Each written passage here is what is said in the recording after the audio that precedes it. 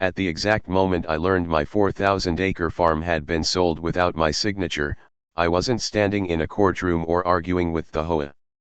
I was holding a thin envelope from the county, the kind most people throw away. Inside was a quiet notice that changed everything, and by the time you hear how I used it, you'll understand why an entire HOA ended up handing me their own houses. I inherited the farm years earlier, a stretch of open land that sat beside a rapidly growing subdivision. When the HOA formed, they treated me like a background detail, someone they could ignore. They sent polite letters, then confident emails, then silence.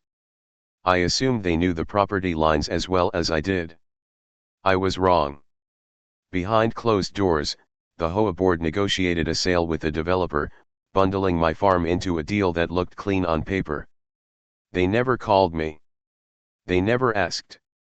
They simply assumed ownership could be smoothed out later. The first sign came when a bank questioned a survey, triggering a routine county review. That review generated the envelope I was holding. I didn't storm into the HOA office. I didn't call a lawyer yet. Instead, I read every line of that notice and one statute it referenced. It was a dry, overlooked rule about improper transfers and unpaid liability coverage. The developer couldn't close, the HOA couldn't reverse the sale, and suddenly everyone was exposed. That single detail gave me leverage, but leverage is useless without timing. I waited as the HOA covered fees and missed deadlines. When their insurance lapsed, I filed a precise claim allowed by law, placing a temporary hold on every home they controlled. It wasn't dramatic. It was procedural. That's what made it devastating. By the time the board realized what had happened, their authority was frozen and the developer had walked. The houses were still standing, but the control had shifted. I hadn't taken anything yet, but I had opened a door they never knew existed. And once that door is open, closing it becomes impossible. This is the story of how patience outperformed anger, how paperwork beat power, and how a quiet legal strike turned a stolen farm into something the HOA could never take back. What happened next didn't just shock them, it reshaped the entire community and set a legal chain reaction that no one could stop. If you think this ends with a simple victory, you haven't seen the real cost of their mistake. That comes later, and it changes everything. Stay with me as this unravels, because the next move was the one they never prepared for, and it set the stage for everything that followed. After that moment, the week after that notice arrived, the HOA tried to act like nothing had happened. Lawns were trimmed, newsletters went out, and the board scheduled a routine meeting. On the surface, life in the subdivision looked calm. Underneath, every decision they made was now sitting on unstable ground, and they didn't even know it yet. I spent that week doing something they never expected, nothing visible. No emails. No phone calls. No confrontations. Instead, I requested certified copies of old plats, insurance filings, and meeting minutes going back 10 years. Each document filled in a gap. Slowly, a pattern appeared. The HOA had a habit of rushing paperwork when developers pressured them. Corners were cut.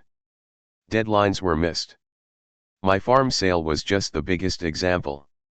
At the same time, the temporary hold I filed triggered automatic reviews. Banks began asking questions. Title companies paused refinances. A few homeowners received confusing notices saying their association's authority was under review. That's when the first panic calls hit the board. They assumed it was a glitch. They were wrong again. During the emergency board meeting, their lawyer assured them everything was fixable. He suggested filing a corrective deed and retroactive insurance coverage.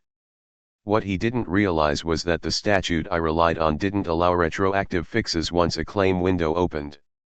Every attempt to patch the problem only documented their negligence further. I finally attended the next HOA meeting, sitting quietly in the back. No one recognized me at first. When public comments opened, I introduced myself as the owner of the adjacent farm. The room went silent. I asked a single question: who authorized the sale of land they didn't own? The lawyer interrupted, trying to move on, but the damage was done. Homeowners started asking questions the board couldn't answer. That night, 3 board members resigned. One cited stress. Another claimed health reasons. The third simply stopped responding. Without a quorum, the HOA couldn't vote on emergency measures. Their insurance lapsed completely, activating the next phase of the statute. That phase allowed affected parties to file claims directly against HOA-held assets to cover exposure. Assets like common properties. Assets like houses. I didn't rush. I filed exactly what the law allowed, nothing more. The filings weren't dramatic, but they were effective. Each one shifted control incrementally, like tightening a vice. By the end of the month, the HOA was no longer managing the community. It was reacting to me. And that was the moment I knew this was bigger than my farm. This was about accountability, and it was only beginning. When the HOA lost its quorum, confusion spread faster than rumors. Homeowners didn't know who was in charge, contractors stopped showing up, and basic services stalled. Trash pickup was delayed, landscaping paused, and security patrols quietly disappeared. The community had always relied on the HOA structure, and without it, cracks appeared almost overnight. I stayed invisible during that phase, letting the consequences speak louder than I ever could. Instead of stepping in publicly, I monitored filings, deadlines, and responses. Each missed requirement triggered another automatic notice. These weren't punishments. They were safeguards written into law for situations exactly like this. The HOA had never imagined they would be on the receiving end. Within 2 weeks, the developer who attempted the illegal purchase formally withdrew. Their lawyers cited unresolvable title exposure and cut all ties. That withdrawal locked the HOA into full responsibility for the sale they authorized. There was no outside party left to absorb the damage. Every liability snapped back onto the association itself. That's when homeowners began organizing independently. Small groups met in garages and living rooms, comparing letters and notices. Many assumed I was another victim of the HOA's incompetence. In a way, they were right. But they didn't yet understand how directly their situation was connected to my farm. The next step in the statute allowed affected landowners to petition for administrative receivership when an HOA failed its legal obligations. I filed that petition quietly, attaching the record I had spent weeks assembling. The county approved it without a hearing. Overnight, the HOA's remaining authority transferred to a neutral administrator. That administrator's job wasn't to protect the board. It was to stabilize assets and resolve exposure. His first action was to inventory everything the HOA controlled outright. Not shared spaces. Not amenities. Actual properties held in the HOA's name due to unpaid dues, foreclosures, or prior settlements. There were more than anyone realized. Once the list was finalized, claims were evaluated in priority order. Mine ranked first, tied directly to the unauthorized land sale and subsequent insurance lapse. The law didn't allow negotiation at that stage. Compensation had to be satisfied through asset transfer or liquidation. When the notice went out, it stunned the neighborhood. The farm wasn't the leverage anymore. The houses were. What began as a quiet filing now carried real, visible consequences. And that's when people finally understood how a single illegal decision had put their entire community at risk. The administrator's arrival changed the tone of everything. Where the HOA once operated on confidence and assumption, the process now ran on checklists and deadlines. No speeches. No promises. Just compliance or consequence. Homeowners noticed the shift immediately, because letters stopped sounding friendly and started sounding final. The first wave of notices explained that certain HOA-owned properties were being evaluated for transfer or sale to satisfy priority claims. Many residents assumed this meant clubhouses or storage units. They didn't realize actual homes were included, properties the HOA had quietly taken over years earlier through unpaid dues or legal settlements. Those houses had been treated like invisible inventory, never discussed openly. I received the preliminary determination by certified mail. It didn't congratulate me or dramatize anything. It simply stated that my claim was valid, enforceable, and positioned to be satisfied through asset allocation. I read it twice to make sure I understood. This wasn't revenge. It was restitution. The administrator contacted me for the first time, asking whether I preferred liquidation or transfer. That question carried weight. Liquidation would mean auctions, displaced tenants, and chaos. Transfer would mean responsibility. I chose transfer, not because it was easier, but because it gave me control over what happened next. Word spread quickly. Some homeowners were angry, others frightened, many confused. A few tried to contact me directly, demanding explanations. I didn't engage publicly yet. Instead, I worked with the administrator to ensure every step followed statute. Any misstep could unravel months of progress. The former HOA board attempted a comeback, claiming they had been misled by legal counsel. Their petition was denied. The law didn't care about excuses. It cared about sequence, documentation, and responsibility. They had failed all three. When the transfer order was finalized, it didn't arrive with cameras or announcements. It arrived as a recorded document at the county office. Multiple houses were reassigned to satisfy the claim. Titles changed quietly, but the impact was anything but quiet. The community finally understood that this wasn't a story about land alone. It was about governance without accountability. For years, the HOA acted as if authority insulated them from consequence. This process proved the opposite. Authority magnified consequence when abused. Standing on my farm weeks later, I realized something unexpected. Winning didn't feel like triumph. It felt like correction. The system had bent under pressure, but it hadn't broken. And what came next would determine whether this resolution healed the damage or deepened it, because ownership is only the beginning. What you do with it defines everything that follows. Ownership brought new pressure. The moment the transfers were recorded, my name began circulating in places I had never appeared before. Real estate forums speculated, neighbors whispered, and the administrator warned me that visibility would only increase.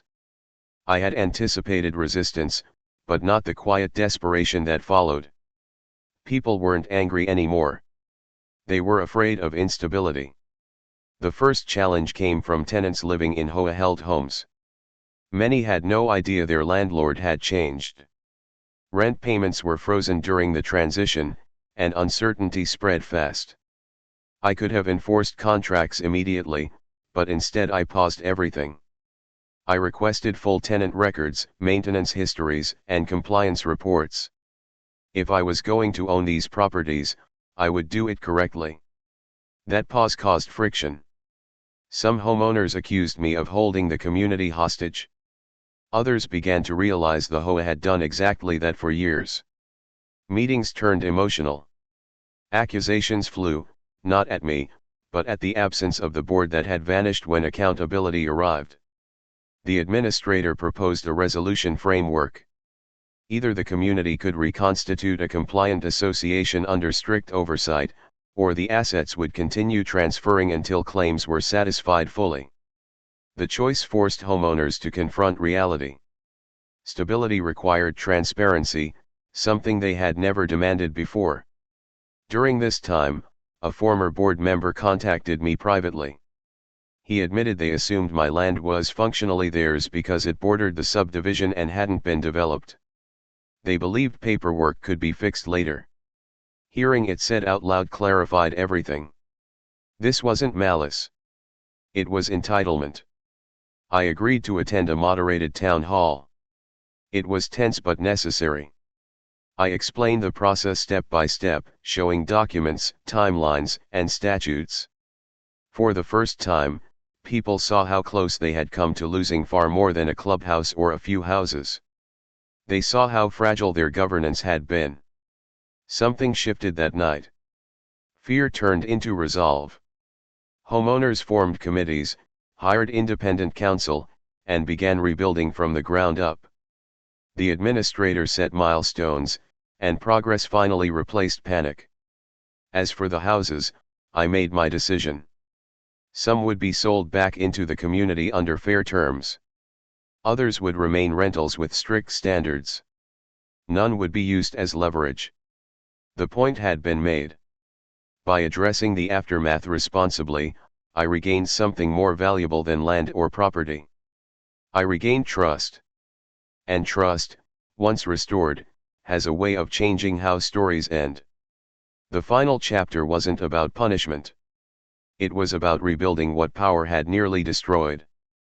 But resolution always invites one last test. Just as progress seemed certain, a legal notice arrived, challenging the transfers themselves.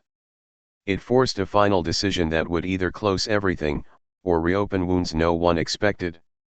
The legal notice arrived without warning, stamped and formal, challenging the validity of the transfers. A newly retained law firm, acting on behalf of former HOA stakeholders, claimed the administrator exceeded his authority. They argued that asset transfers should have required a homeowner vote, despite the statute clearly stating otherwise. It was a last attempt to rewind time. I didn't panic, but I didn't ignore it either. This challenge represented the final obstacle, the one most people lose to because exhaustion sets in. I reviewed the filing carefully. The argument wasn't strong, but it was loud. And loud arguments can stall progress if left unanswered. The administrator scheduled a compliance hearing, not a trial, just a procedural review. That distinction mattered. This wasn't about emotions or fairness. It was about whether the law had been followed exactly. Every document I had gathered from the beginning now became critical.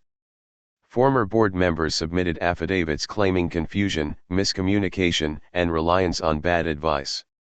None of that mattered. The statute focused on actions, not intentions.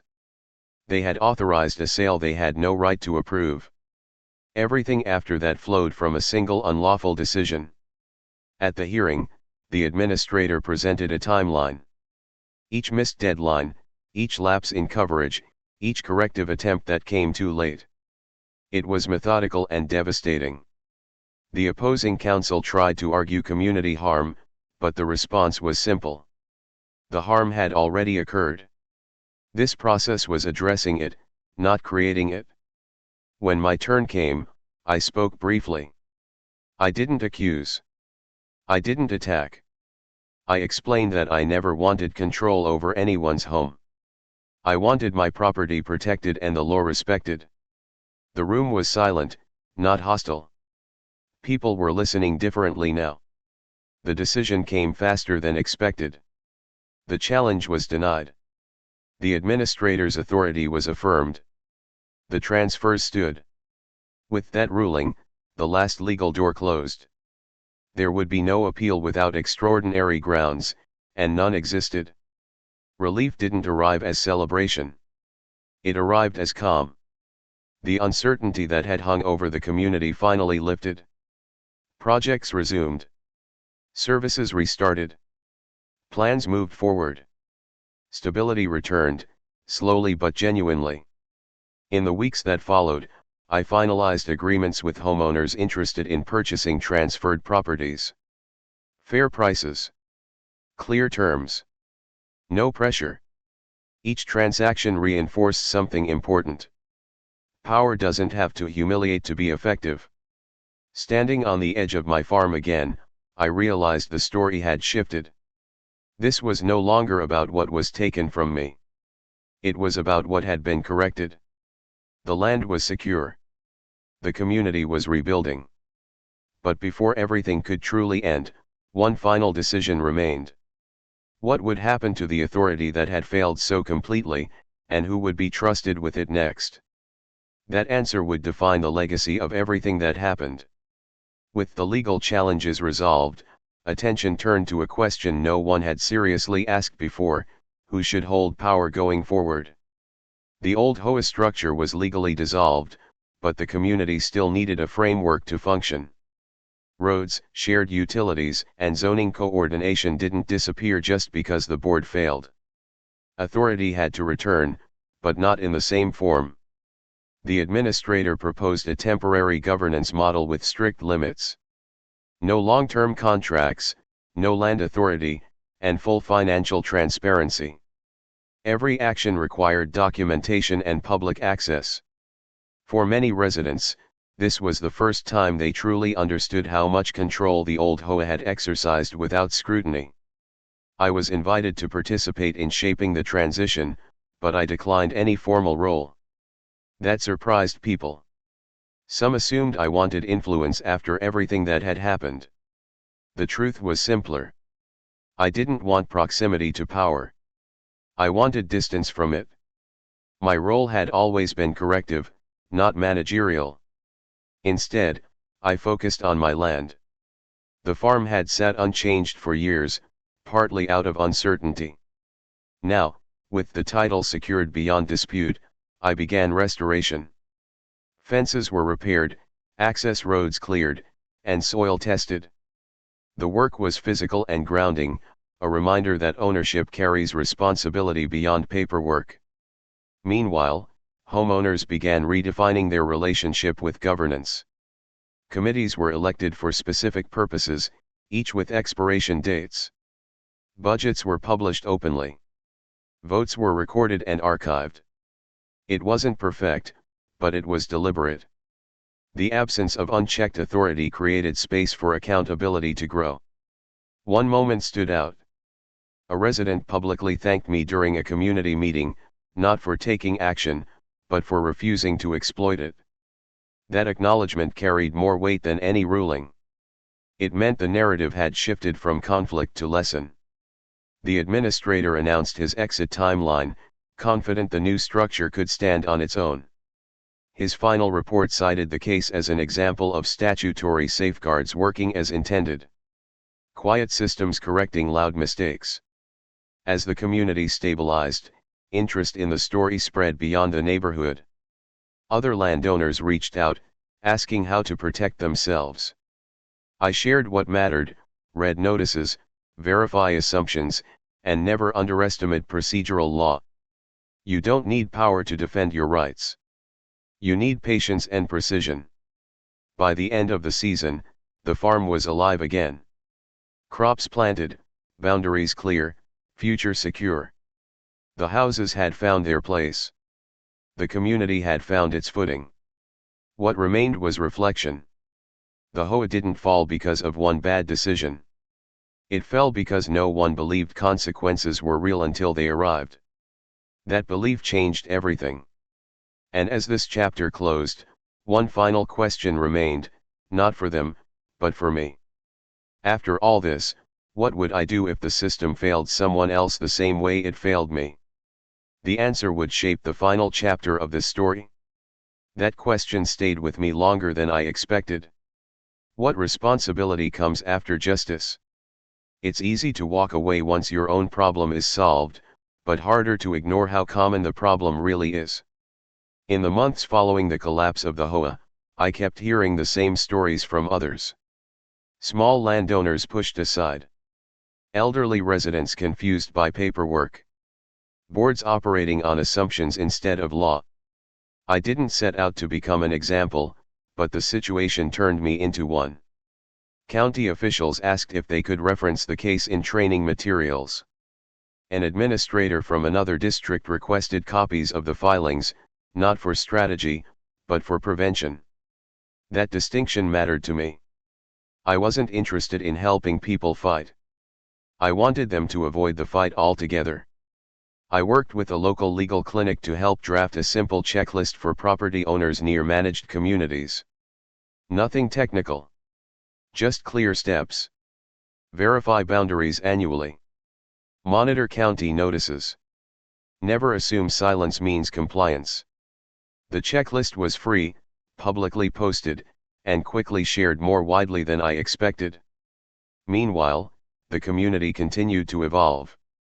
Without a traditional HOA, they relied on limited purpose agreements. Each one had a sunset clause. Authority expired unless renewed. It forced participation. People paid attention because they had to. Problems didn't disappear, but they were addressed in daylight instead of behind closed doors. One afternoon, I received a letter from a homeowner who had initially opposed me. She admitted she had blamed me for the disruption because it was easier than confronting the truth. The truth was that she had trusted a system without ever questioning it. Her letter wasn't an apology. It was acknowledgement. That mattered more. The farm itself became a symbol of closure. Where uncertainty once sat, there was now productivity. Neighbors walked past clearly marked boundaries, no longer assuming access or entitlement. Respect replaced assumption, and that shift was subtle but powerful. As time passed, attention faded. New issues replaced old ones. That's how it should be. Justice isn't meant to stay loud forever. It's meant to settle into normalcy. The final step came quietly. I released the last claim, formally closing the administrative case. The document was brief. A single page ending a long chain of consequences. With that signature, everything returned to its rightful place. Looking back, the most surprising part wasn't that the law worked. It was that it worked without spectacle. No courtroom drama. No viral confrontation. Just process, patience, and precision. And that's the lesson that stayed with me. Systems fail loudly, but they're repaired quietly. What matters is who pays attention when the noise fades. Because somewhere else, someone is holding an envelope they almost threw away, unaware it might change everything. That realization brought the story full circle, leaving only one chapter left to tell. The final chapter didn't arrive with a dramatic event. It arrived with silence. No letters. No filings. No meetings. Just the quiet certainty that everything had settled where it belonged. For the first time since that thin envelope appeared, there was nothing left to respond to. And that's how I knew it was truly over. I walked the length of the farm early one morning, following boundaries that were no longer disputed. The land felt different, not because it had changed, but because uncertainty was gone. Ownership without doubt carries a weight of calm. It allows you to think forward instead of guarding what should already be yours. The community next door had found its rhythm. Without a central authority dictating every detail, neighbors spoke to one another directly. Problems were smaller now, and when they arose, they were solved face to face. The fear that once drove people to hide behind boards and rules had softened into responsibility. I was asked once if I regretted how far it went. If I would do anything differently knowing the outcome. The honest answer is no. Not because it was easy, but because avoiding discomfort is how systems rot. Accountability feels disruptive only to those who never expected it to arrive. The former HOA board faded into memory. No lawsuits. No public redemption arcs. Just lessons written into records and cited quietly when needed. That, too, felt right. Consequences don't require humiliation to be effective. They require permanence. What stayed with me most was how close everything came to slipping by unnoticed. If I had ignored that envelope, if I had trusted assumptions instead of verifying facts, the farm would be gone. Not stolen dramatically, but erased politely. That's how most losses happen. I shared that thought whenever someone asked for advice. Don't wait for confrontation. Pay attention to the quiet signals. Systems reveal their failures long before they collapse, but only to those who are watching. As seasons passed, the story became less about conflict and more about outcome. Land preserved. Home stabilized. Authority redefined. Nothing flashy. Just correct. In the end, the legal strike everyone talked about wasn't a weapon. It was a mirror. It reflected what happens when power operates without permission and what happens when patience meets process. The farm is still there. The houses are still standing. The community still exists. What changed was the assumption that someone else was always in control.